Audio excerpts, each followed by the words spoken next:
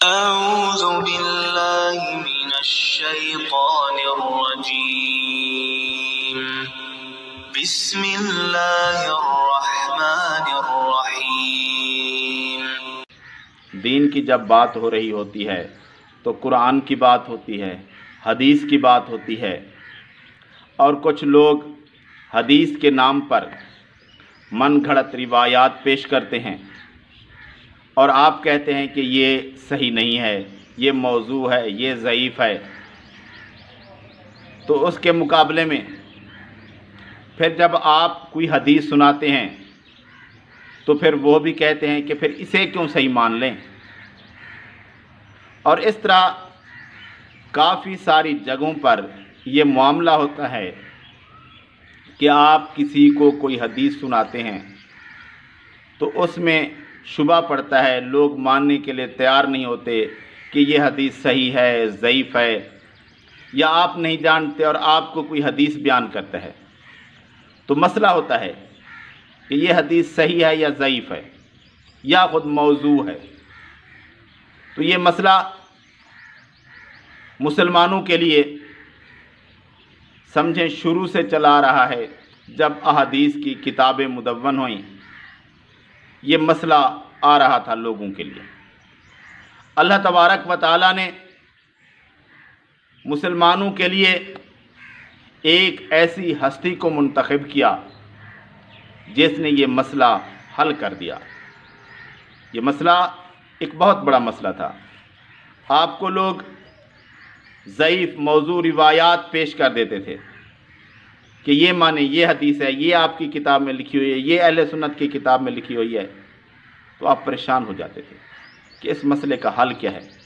اور شیعہ حضرات اپنے قصے، کہانیاں، گھڑی ہوئی باتیں جو کہ اہل سنت علماء نے ان شیعہ سے اپنی کتابوں کے اندر لکھ دیں وہ بیان کرتے تھے اور کہتے تھے کہ یہ اہل سنت کی کتاب میں ہے۔ اب یہ بات نہیں رہی، یہ بات ختم ہو گئی۔ مسلمانوں کو اس شخصیت کے لیے اللہ تعالیٰ سے ہر روز دعا کرنی چاہیے کہ جس نے مسلمان امت پر اتنا بڑا احسان کیا کہ ان کا یہ مسئلہ ہمیشہ کے لیے ختم کر دیا۔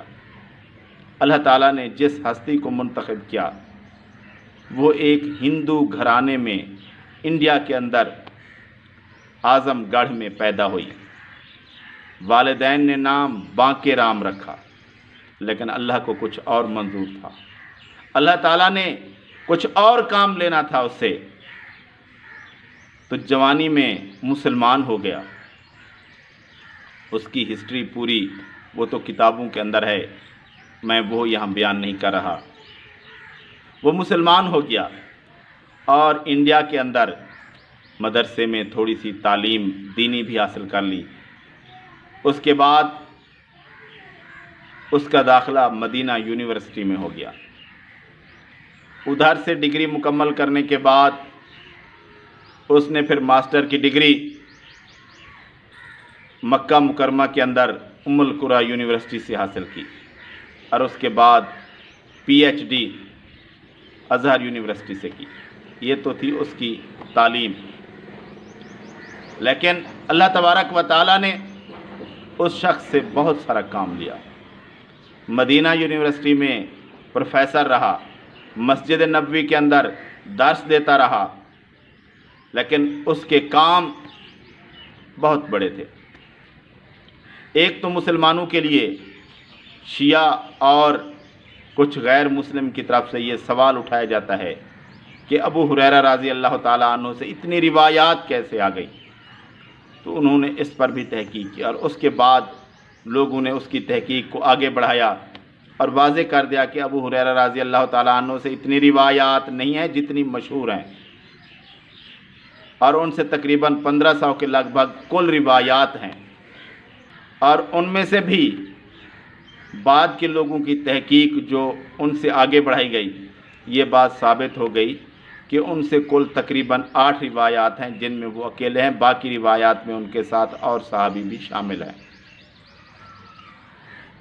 تو یہ ان کی تحقیق تھی۔ انہوں نے تو کچھ زیادہ بتائی تھی، 220 کے لگ بھگ کیونکہ اس وقت جب انہوں نے یہ تحقیق کی تھی اس وقت یہ انٹرنیٹ کا دور نہیں تھا، لیکن انہوں نے اس کام کو ایک صحیح راہ پر لگایا تھا جس کے بارے میں بعد میں زیادہ معلومات ہو گئی۔ لیکن ان کا جو کام مسلمان امت کے لیے بہت بڑا تھا وہ ہے ان کی کتاب الجامع الکامل، جس کے اندر انہوں نے ساری صحیح حدیث جمع کر دی ہیں۔ ایک کتاب کے اندر ساری کی ساری صحیح احادیث آ گئی ہیں۔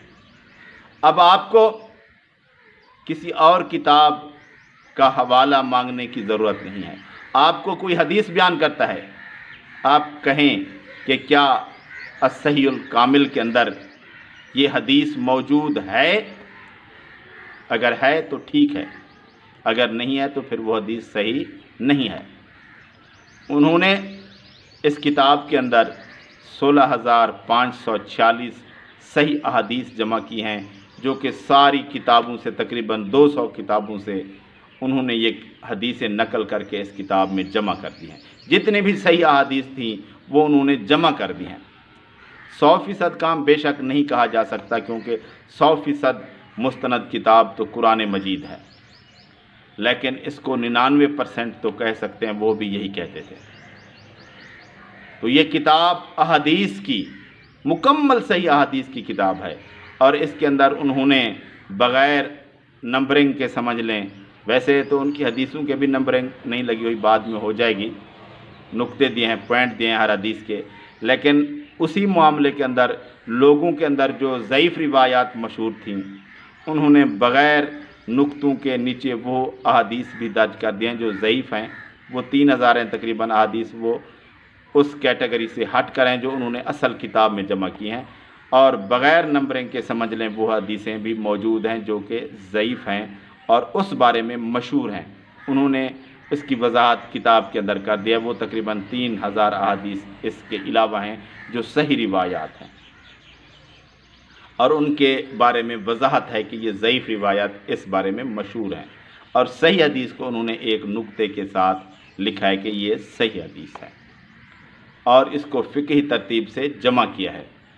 تو مسلمانوں کے لیے ایک بہت بڑا کام جو صدیوں سے حل طلب چلا رہا تھا کہ ایک ایسی کتاب ہونی چاہیے جس کے اندر ساری کی ساری صحیح احادیث موجود ہوں، تو یہ کام انہوں نے کر دیا، جو کہ شروع میں بانک رام کے نام سے ایک نوجوان تھا، اور اللہ تبارک و تعالیٰ نے اسے اسلام قبول کرنے کی سعادت دی، اور اس کا نام جو پھر رکھا گیا محمد عبداللہ اعظمی یا ضیاء الرحمن اعظمی، تو یہ مشہور نام ہے، اور ان کا یہ کام ہر شخص پر جو اپنے آپ کو مسلمان کہلواتا ہے اس پر احسان ہے اس شخص کا جو کہ ایک ہندو گھرانے میں پیدا ہوا اور مسلمانوں کے لیے اتنا بڑا کام کر گیا۔